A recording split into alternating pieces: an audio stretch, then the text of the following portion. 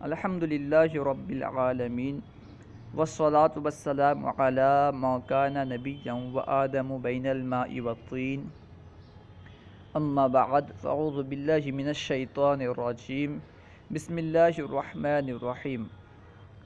آج ہم قیاس کے قضایا کی اقسام پڑھیں گے، یعنی جن قضایا سے قیاس مرکب ہوتا ہے اس کی کتنی اقسام ہیں اور کیا کیا ہے، اسے آج ہم انشاءاللہ پڑھیں گے۔ یاد رہے کہ قیاس کے قضایا کی اولاً دو قسمیں ہیں، یقینیہ غیر یقینیہ۔ پھر یقینیہ کی دو قسمیں ہیں، بدیہیات اور نظریات۔ وہ نظریات جو بدیہی طور پر یقین تک پہنچانے والی ہیں۔ پھر بدیہیات کی 6 قسمیں ہیں، اولیات، مشاہدات، متواترات، تجریبات، حدسیات، فطریات۔ اور غیر یقینیہ کی 7 قسمیں ہیں، مسلمات، مشہورات، مقبولات، مظنونات، مخیلات، مشبہات، وہمیات۔ ان میں سے ہر ایک کی تعریف کیا ہے، مثال کیا ہے، تو انشاءاللہ آج ہم اسے پڑھیں گے۔ قیاس کے قضایا کی اقسام: وہ قضایا جن سے مل کر قیاس بنتا ہے ان کی 2 قسمیں ہیں۔ جن قضایا سے مل کر قیاس بنتا ہے ان کی 2 قسمیں ہیں، نمبر 1 یقینیہ، نمبر 2 غیر یقینیہ۔ یہاں سے قضایا یقینیہ کی اقسام بیان کر رہے ہیں۔ قضایا یقینیہ کی اقسام، ان کی 2 قسمیں ہیں، یعنی قضایا یقینیہ کی بھی 2 قسمیں ہیں، نمبر 1 بدیہیات، نمبر 2 نظریات جو بدیہی طور پر یقین تک پہنچانے والے ہوں۔ اب یہاں سے بدیہیات کی تقسیم کر رہے ہیں۔ قضایائے بدیہیہ کی اقسام، ان کی 6 قسمیں ہیں، یعنی قضایائے بدیہیہ کی 6 قسمیں ہیں، نمبر 1 اولیات، نمبر 2 مشاہدات، نمبر 3 متواترات، نمبر 4 تجریبات، نمبر 5 حدسیات، نمبر 6 فطریات۔ ہر ایک کی تعریف مع مثال دے رہے ہیں۔ اولیات: وہ قضایا بدیہیہ جن میں یقین محض تصور طرفین اور تصور نسبت سے حاصل ہو اور کسی واسطے یا دلیل کی ضرورت نہ ہو۔ جن قضایا میں یقین محض طرفین کے تصور سے اور طرفین کے مابین جو نسبت ہے اس نسبت کے تصور سے حاصل ہو جائے، کسی دلیل کی یا کسی واسطے کی حاجت نہ ہو، اسے کہیں گے اولیات۔ جیسے الکل اعظم من الجز، کل جز سے بڑا ہے۔ یہاں پہ کل کا تصور اور جز کا تصور اور ان کے درمیان جو نسبت ہے، جب ہم اس کا تصور کرتے ہیں تو یقین حاصل ہو جاتا ہے، کسی واسطے یا دلیل کی حاجت نہیں ہوتی، تو یہ اولیات ہے۔ نمبر 2 مشاہدات: وہ قضایا بدیہیہ جن کے متیقن ہونے کے لیے حس ظاہر یا حس باطن کا واسطہ بھی ضروری ہو۔ جن قضایا میں حس باطن یا حس ظاہر کے واسطے سے وہ قضیہ متیقن ہوتا ہو، اسے کہیں گے مشاہدات۔ جیسے مثال دیکھیں، الشمس طالعۃ، سورج چمکنے والا ہے، انا جائع، میں بھوکا ہوں۔ ان مثال میں دیکھیں وضاحت کر رہے ہیں۔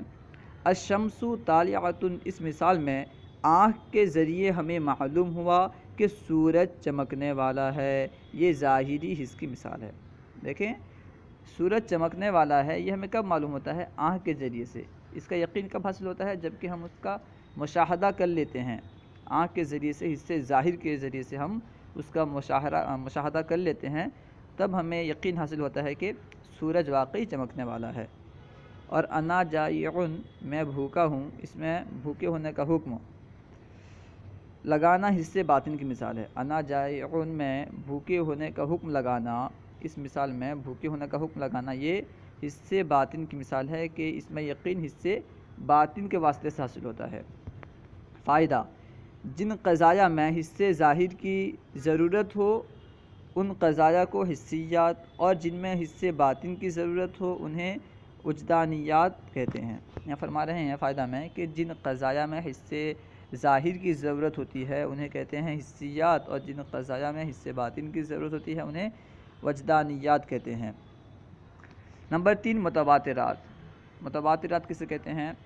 وہ قضایا بدیہیہ جن کا یقین ایسی جماعت کے خبر دینے سے حاصل ہو وہ قضایا بدیہیہ جس کا یقین ایسی جماعت کے خبر دینے کی وجہ سے حاصل ہوا ہو جن کا جھوٹ پر جمع ہونا عقلاً محال ہو، یعنی اتنے لوگ خبر دیے ہوں کہ وہ لوگ جھوٹ پہ جمع نہیں ہو سکتے۔ عقل اس بات کا عقل اس بات کو ممکن نہیں قرار دیتی کہ وہ تمام کے تمام لوگ جو اس بات کو خبر دے رہے ہیں سب کے سب جھوٹے ہو جائیں، اسے کہیں گے متواترات۔ جیسے سرکار صلی اللہ تعالی علیہ وسلم کا روضہ اقدس مدینہ منورہ میں ہے۔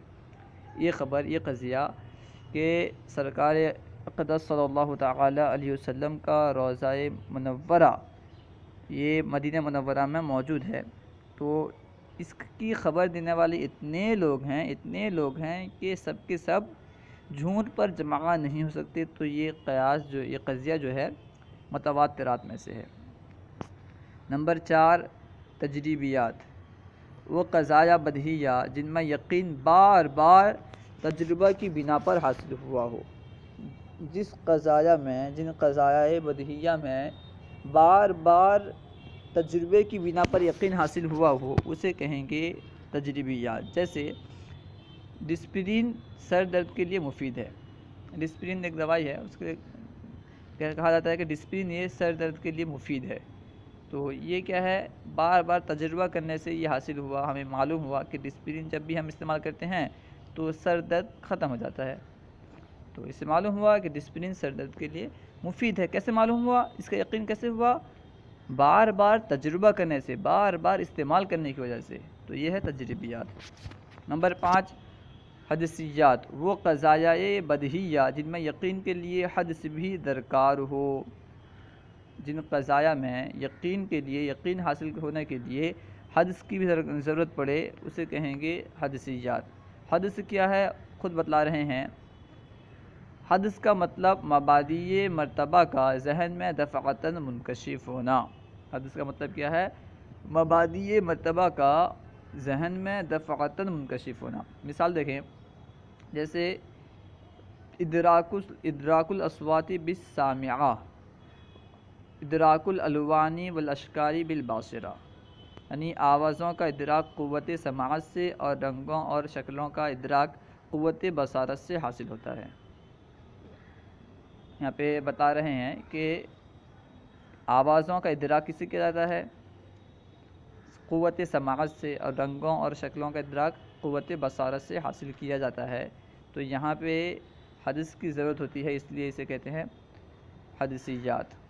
نمبر 6، فطریات وہ قضایا بدیہیہ کہ جب وہ ذہن میں آئیں تو ساتھ ہی دلیل بھی ذہن میں آ جائے۔ ایسے قضایا کہ جب وہ ذہن میں آئیں تو ان کے ساتھ ساتھ ان کی دلیل جو ہے وہ بھی ذہن میں آ جائے، اسے کہیں گے فطریات۔ جیسے الاربعۃ زوج، یعنی 4 زوج ہے، اس قضیے کے ذہن میں آتے ہی فوراً دلیل بھی ذہن میں آ جاتی ہے کہ 4 2 حصوں میں برابر تقسیم ہو جاتا ہے، اور جو 2 برابر حصوں میں تقسیم ہو جائے وہ جفت ہوتا ہے، لہٰذا 4 جفت ہے۔ یعنی جب بھی یہ کہا جاتا ہے الاربعۃ زوج تو یہ بات ذہن میں آ جاتی ہے کہ 4 2 برابر حصوں میں تقسیم ہو جاتا ہے، اور جو 2 برابر حصوں میں تقسیم ہو جاتا ہے اسے زوج کہتے ہیں، جفت کہتے ہیں، تو 4 بھی جفت ہے، زوج ہے۔ یہاں سے قضایا غیر یقینیہ کی اقسام کو بیان کر رہے ہیں۔ قضایا غیر یقینیہ کی اقسام، ان کی 7 قسمیں ہیں۔ قضایا غیر یقینیہ کی 7 قسمیں ہیں۔ نمبر 1، مسلمات، نمبر 2، مشہورات، نمبر 3، مقبولات، نمبر 4، مظنونات، نمبر 5، مخیلات، نمبر 6، مشبہات، نمبر 7، وہمیات۔ دیکھیں ہر ایک کی تعریف وغیرہ بیان کر رہے ہیں۔ نمبر 1، مسلمات وہ قضایا جو بحث کرنے والے دونوں فریقوں کے درمیان تسلیم شدہ ہو۔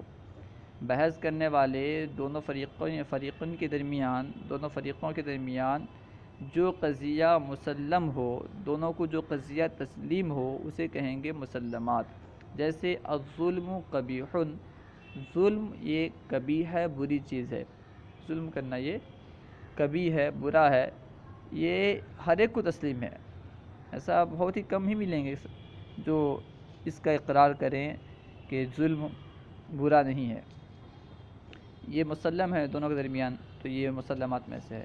وہ قضایا جن میں بحث کرنے والے دونوں فریق تسلیم کرتے ہوں، دونوں کے درمیان جو قضایا میں تسلیم ہو، دونوں جس بات پر متفق ہوں، اسے کہیں گے مسلمات۔ نمبر دو مشہودات۔ نمبر دو مشہورات۔ مشہورات کسے کہتے ہیں؟ وہ قضایا جن میں کسی قوم کی رائیں متفق ہوں۔ مشہورات وہ قضایا جن میں کسی قوم کی رائیں متفق ہو گئی ہو، جیسے الاحسان حسن، احسان کرنا اچھا ہے، تو اس میں بہت ساری قوم کی رائیں متفق ہے، اس وجہ سے یہ مشہورات میں سے ہے۔ نمبر تین مقبولات۔ مقبولات کسے کہتے ہیں؟ کن قضایا کو مقبولات کہتے ہیں؟ فرما رہے ہیں بلند مرتبہ ہستیوں کے وہ اقوال جن کو لوگ حسن ظن کی بنا پر قبول کرتے ہیں۔ بلند مرتبہ لوگوں کے وہ اقوال، ایسے اقوال جن کو لوگ حسن ظن کرتے ہوئے قبول کر لیتے ہیں، اسے کہتے ہیں مقبولات، کیونکہ وہاں پہ قبول کرتے ہیں حسن ظن کرتے ہوئے، اس لیے اسے مقبولات کہتے ہیں۔ جیسے امیر اہل سنت، شیخ طریقت، رہبر شریعت، بانی دعوت اسلامی حضرت علامہ مولانا ابو بلال محمد الیاس اتار قادری رضوی ضیائی دامت برکاتہم العالیہ کا یہ فرمان ہے، جسے یہ گر آ گیا کہ کون سی بات کہاں کرنی ہے تو وہ معاشرے کا بے تاج بادشاہ بن گیا۔ امیر اہل سنت فرماتے ہیں کہ جسے یہ گر آ گیا کہ کون سی بات کہاں کرنی ہے تو وہ معاشرے کا بے تاج بادشاہ بن گیا، یعنی بات کہاں پہ کس طرح کرنی ہے، کون سی بات کہاں کرنی ہے، جو یہ فن سیکھ گیا تو وہ پھر معاشرے کا بے تاج بادشاہ ہو گیا۔ بادشاہ ہو گیا، اگر تاج نہیں ہے لیکن وہ بادشاہ ہے، ہر جگہ اس کی عزت ہوگی، ہر جگہ وہ محترم ہوگا، اگر اسے یہ آ جائے کہ کون سی بات کہاں کرنی ہے۔ نمبر چار مظنونات۔ وہ قضایا جن میں حکم ظن غالب کی بنا پر لگایا جاتا ہو۔ جن قضایا میں ظن غالب کی وجہ سے، ظن غالب کی بنا پر حکم لگایا جاتا ہو، انہیں مظنونات کہتے ہیں۔ جیسے زید رات کو چھپ چھپ کر گلیوں میں گھومتا ہے۔ زید رات کو چھپ چھپ کر گلیوں میں گھومتا ہے، اور ہر وہ شخص جو چھپ چھپ کر گلیوں میں رات کو گھومے چور ہوتا ہے، لہٰذا زید چور ہے۔ وضاحت: یہاں زید پر چوری کا حکم ظن غالب کی وجہ سے لگایا گیا ہے، یقین کی وجہ سے نہیں، کیونکہ ہو سکتا ہے کہ زید کسی اور وجہ سے گیا ہو، کسی دوسرے کام کے لیے رات میں گھومتا ہو، کوئی مقصد اور ہو، لیکن ہم نے جو حکم لگایا عام طور پر ایسا ہوتا ہے، ظن غالب یہی ہوتا ہے کہ رات میں جو چھپ چھپ کر گلیوں میں گھومتا رہتا ہے وہ چور ہوتا ہے، بس ہم نے ظن غالب پر حکم لگاتے ہوئے اس کو چور ثابت کر دیا۔ نمبر 5 مخیلات۔ وہ قضایا کہ جن کی وجہ سے ذہن میں رغبت یا نفرت پیدا ہو۔ جن قضایا کی وجہ سے ذہن میں رغبت یا نفرت پیدا ہو انہیں مخیلات کہتے ہیں۔ جیسے العسل حلوۃ، شہد میٹھا ہے۔ دیکھیں یہاں پہ ایک رغبت پیدا ہو رہی ہے کہ شہد میٹھا ہے تو اسے شہد کو پینا چاہیے، کھانا چاہیے، تو وہی جن قضایا کی وجہ سے ذہن میں رغبت یا نفرت پیدا ہوتی ہے انہیں مخیلات کہتے ہیں۔ نمبر 6 مشبہات۔ وہ قضایا جن میں محض صورتاً مشابہت کی بنا پر حکم لگایا جاتا ہے۔ جیسے گھوڑے کی تصویر دیکھ کر کہا ھذا فرس۔ دیکھیں یہاں پہ گھوڑے کی تصویر ہے وہ گھوڑے کی طرح ہوتی ہے، تو صورتاً گھوڑے کی تصویر اور گھوڑے میں مشابہت ہے، اس وجہ سے گھوڑے کی تصویر کو دیکھ کر یہ کہنا کہ ھذا فرس، یہ مشبہات میں سے ہے۔ نمبر 7 وہمیات۔ وہ جھوٹے قضیے جن میں وہم غیر محسوس کو محسوس قیاس کرنے لگے۔ وہ جھوٹے قضیے جن میں وہم غیر محسوس کو محسوس قیاس کرنے لگے اسے کہیں گے وہمیات۔ جیسے مثال دیکھیں العقل مشار الیہ، عقل مشار الیہ ہے، حالانکہ عقل مشار الیہ تھوڑی ہے، مشار الیہ نہیں ہے۔ جیسا کہ نہیں وہ اس طرح ثابت کرے کہ عقل موجود ہے اور ہر موجود چیز مشار الیہ ہے، لہٰذا عقل بھی مشار الیہ ہے، اس طرح ثابت کرنا یہ وہمیات میں سے ہے، اس لیے کہ عقل موجود ضرور ہے لیکن مشار الیہ نہیں ہے۔ صلو علی الحبیب صلی اللہ تعالی علی محمد۔ ہمارے یوٹیوب چینل فیضان درس نظامی کو ضرور سبسکرائب کریں۔